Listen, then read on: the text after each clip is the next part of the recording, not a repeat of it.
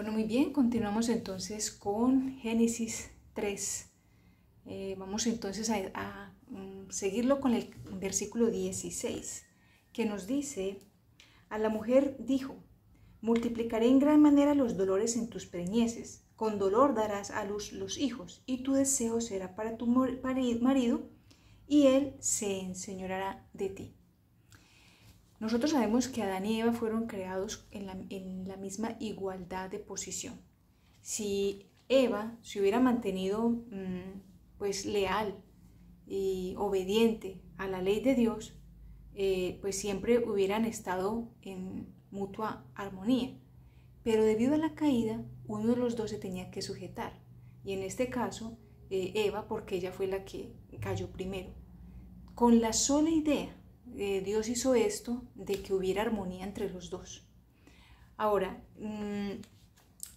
este versículo se ha malentendido por mucho tiempo, a veces sometiendo a la mujer a cosas terribles. Ella ha sido, mejor dicho, despreciada, abusada y obviamente pues ha tenido una amarga suerte en muchos de los casos, pero eso no fue lo que Dios había indicado. Esto es algo que es netamente humano. A muchos hombres les encanta decir: la Biblia dice que usted se tiene que sujetar a mí, pero se les olvida que también por allá en Corintios nos encontramos de que la mujer se sujeta al marido, pero si el marido se sujeta también a Cristo. Esto quiere decir que ambos tienen que sujetarse a Dios, y es que cuando un hombre está sujeto a Cristo, respeta a la mujer, porque así como respeta a Cristo, así respeta también a su esposa. Y también la Biblia dice que la mujer, como es carne de su carne, pues él la debe de cuidar y de valorar.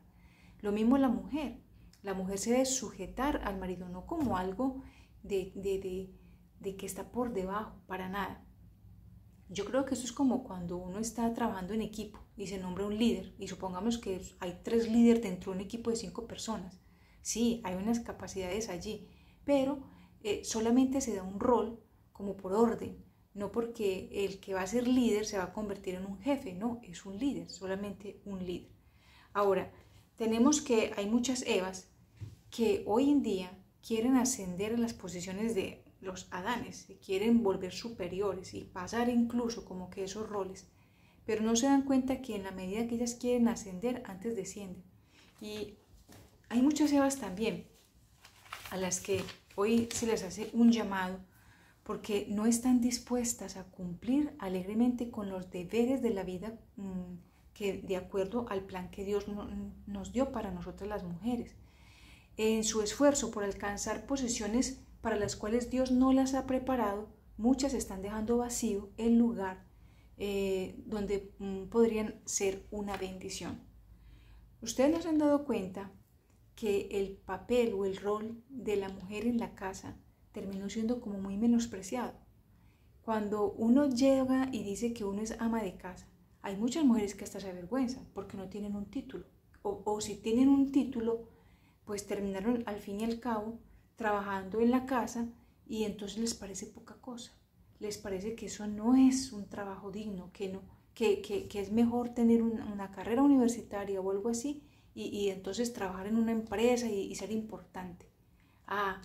Pero solamente cuando la mujer entiende que no hay una posición más elevada, porque no la hay sobre esta tierra, como la que la mujer tiene en la casa, si ella se diera cuenta el valor que esto tiene no solamente delante de Dios, sino ante la sociedad, entonces ella se gozaría de lo que ella es. Porque es que nosotros las mujeres en la casa, cuando tenemos especialmente hijos, estamos formando un carácter o varios caracteres, y de nuestras manos salen presidentes, salen, no sé, astronautas, arquitectos, qué sé yo, médicos, de nuestras manos.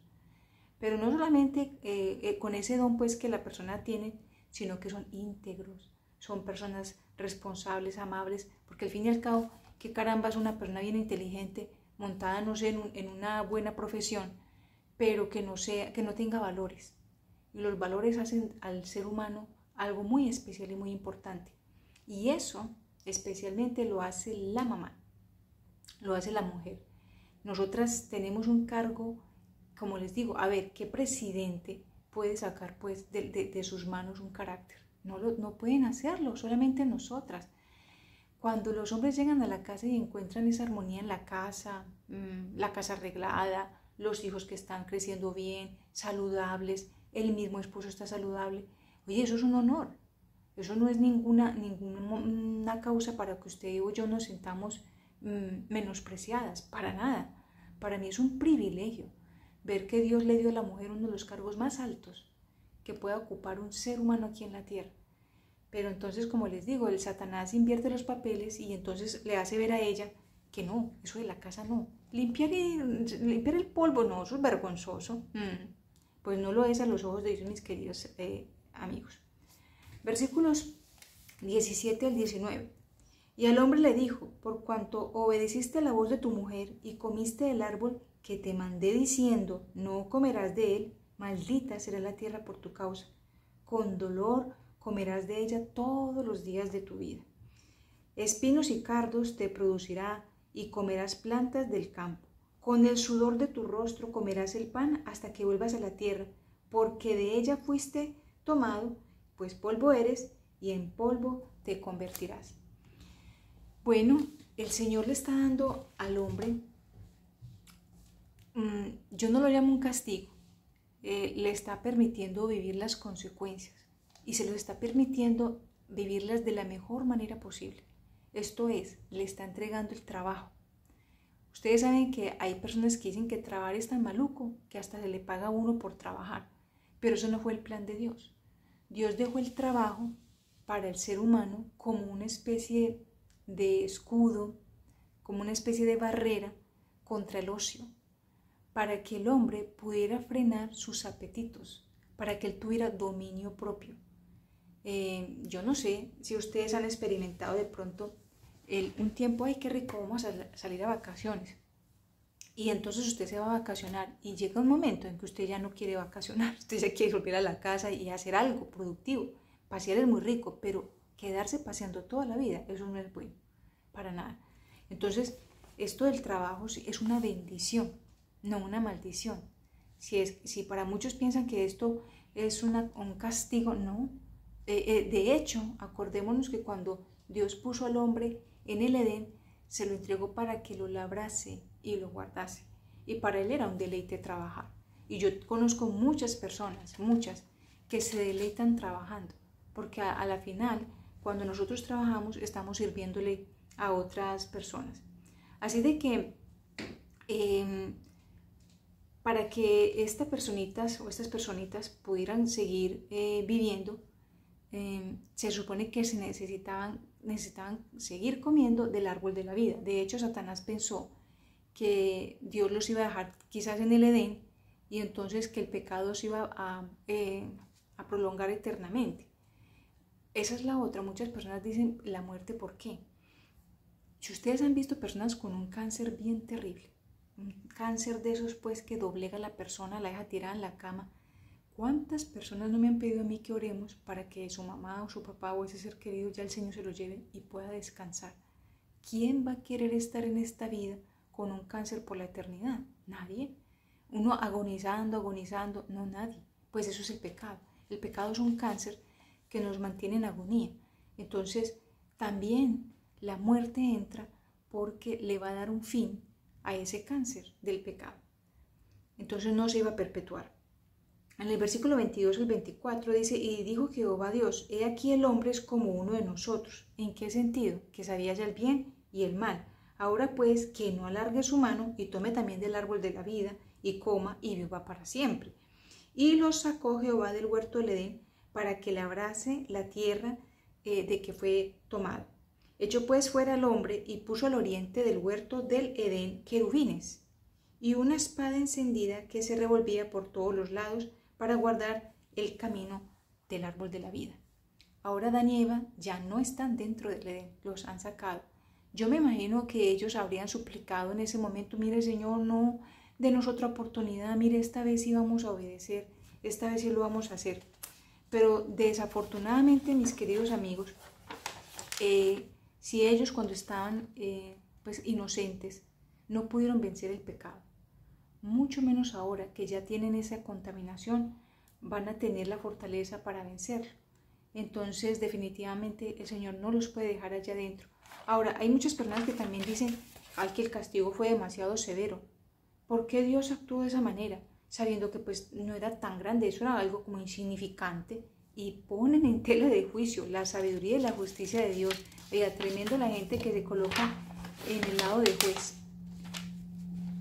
¿Quién va a saber mejor las cosas que Dios? Nosotros tenemos una mente finita, la de Él es infinita. Pero si nosotros estudiamos profundamente esto, nos vamos a dar cuenta que realmente el hombre es el que está equivocado, nunca Dios. Dios creó al hombre libre de pecado, a imagen y semejanza de Él. Por allá en Salmos 8 dice que un poco menor a los ángeles. Ese es nuestro estatus. Y pues el mundo le fue entregado a Adán para que él lo enseñorease, ¿verdad? Ahora, si una prueba tan pequeñita como esta, como la que la gente dice que es, de que bueno, que por qué por esa insignificancia fue Adán castigado, precisamente porque la prueba era muy pequeña, fue que se mostró la gravedad de su pecado. Porque es simple, no pasó la prueba pequeña, mucho menos va a pasar la prueba mayor. Por tanto, a él no se le podía dar, o sea, ¿cómo hubiera sido que a Adán se le hubiera colocado una prueba más severa? También hubiera tenido la excusa, no, pues es que es algo tan difícil, es como cuando los jóvenes de pronto tienen que presentar un examen y salen diciendo, no, pues que ese examen estuvo muy difícil y por eso lo perdí, porque el profe tiró fue a matarnos, que no sé qué. Aquí no hay excusas, la prueba era re fácil. En el caso de un estudiante, no estudió, no le colocó toda la entereza y pues, o sea, se la pusieron fácil y no la pasó. Por lo también la palabra de Dios dice que el que no es fiel en lo poco, tampoco es fiel en lo mucho. Y asimismo, por lo que la prueba fue fallada tan fácilmente, el castigo fue de ese tamaño también. Porque definitivamente pues cualquier pecado que se comete contra Dios, a Dios lo ofende. Así también muchos enseñan que la ley de Dios no es obligatoria para el hombre, que porque ¿quién pues la puede cumplir? Pero si eso fuera cierto, si la ley no fuera obligatoria, entonces ¿por qué castigaron a Adán? ¿Por qué él recibió ese castigo? Por el pecado. Así es que nadie se engaña. Que Romanos 6:23 dice la paga del pecado es muerte. Eso es así de simple. Usted se mete con la ley de Dios y si usted transgrede, si usted y yo transgredimos la ley de Dios, nosotros somos reos de muerte. Así de simple y sencillo. Y máxime con esos pecados que uno sigue practicando. Yo he dicho que hay como dos tipos de pecado. El que usted comete por yerro, el que usted ni siquiera lo esperaba. Y lo cogieron a usted y le dijeron, oiga, ¿usted por qué no vino tal cosa? Y la persona sin pensarlo, pum, dijo una mentira. Ni siquiera la pensó, la dijo. Ese es pecado por yerro, porque, no sé, se le ocurrió y dijo eso. Pero otras cuando está planeada. Otras cuando ya la persona está muy consciente de lo que está haciendo. Si usted persevera en un pecado consciente y continúa, pues definitivamente cuando la Biblia dice que la paga del pecado es muerte eterna. No es la muerte esta que nosotros sufrimos, porque si la dádiva de Dios es la vida eterna. Entonces, cuando al final se llegue el juicio, simple y llanamente Dios va a evaluar, y de hecho en este momento lo está haciendo, está evaluando qué personas realmente, las que ya murieron, se arrepintieron, y esas personas las que se acogieron a Cristo van a recibir una segunda oportunidad, que es la resurrección. Pero si uno muere en un pecado abierto, no lo confesó, no se arrepintió de él, entonces esa es la paga, la muerte y la muerte eterna. Imagínense uno meterse con eso. La ley de Dios no puede violarse ahora. O sea, así que él vaya a quedar impune, no. Y menos podemos pensar de que si violamos la ley vamos a quedar hoy sin ningún castigo, y cuando se pronunció sentencia contra el Padre de la humanidad, ¿qué? Entonces, después de su pecado, Adán y Eva no pudieron seguir morando ya más en el Edén, y pues seguramente tuvieron que despedirse con mucha tristeza de su hogar. Así es que, queridos amigos, todo lo que el Señor hace, yo siempre he dicho y ya lo he entendido de esa manera. Hay cosas que el ser humano no puede entender de las cosas que Dios hace, pero es que Dios no nos llamó para que nosotros entendamos lo que Él hace, empezando porque no podemos, pero nos llamó para que confiemos en lo que Él hace. ¿Y por qué podemos confiar en Él? Podemos confiar en Él porque Él ya nos demostró su fidelidad. Todo el cielo se derramó en un solo don para el hombre y se llama Jesucristo. Y ese don se dio para el ser humano, para que el ser humano pudiese alcanzar la salvación. ¿Qué más pruebas necesita usted para darse cuenta del gran amor que Dios le tiene? ¿Qué más pruebas yo necesito para saber de lo que es capaz de hacer Dios por mí? Él entregó a su propio Hijo para que usted y yo pudiésemos alcanzar la salvación. San Juan 3:16, porque de tal manera amó Dios al mundo, que ha dado a su Hijo unigénito, para que todo aquel que en Él cree no se pierda, mas tenga vida eterna. Muy bien, todavía quedan cositas por hablar del capítulo 3, lo haremos entonces en una próxima sección. Oremos. Maravilloso y bondadoso Padre, una vez más queremos darte gracias por su paciencia y su bondad, porque usted simplemente podía haber eliminado este planeta, haber dicho, bueno, se perdió el experimento, y hubiera eliminado a Adán y Eva, hubiera eliminado de una vez a Satanás, y no hubiera quedado ni rastro de esto. Pero resulta que nosotros tenemos un Dios que es sumamente inteligente, y es un Dios que da pruebas, no solamente a la humanidad aquí en la tierra, sino también a los ángeles en el cielo, porque los ángeles también estaban a la expectativa de este experimento que Satanás trajo. Satanás decía que Dios era un Dios autoritario, y que si usted de pronto decía cualquier cosa, Dios lo podía fulminar. Pero hoy nosotros vemos la paciencia para que se desarrolle totalmente el mal y nosotros podamos ver quién es quién. Hoy en día nosotros podemos ver que Satanás es malo, re malo, pero que Dios es bueno y en gran manera. Así que mi Señor, gracias por ser ese Dios paciente, tardo para la ira y grande misericordia en verdad. Acompáñanos y dirígenos pues una vez más para el próximo capítulo. En el nombre de Jesús. Amén.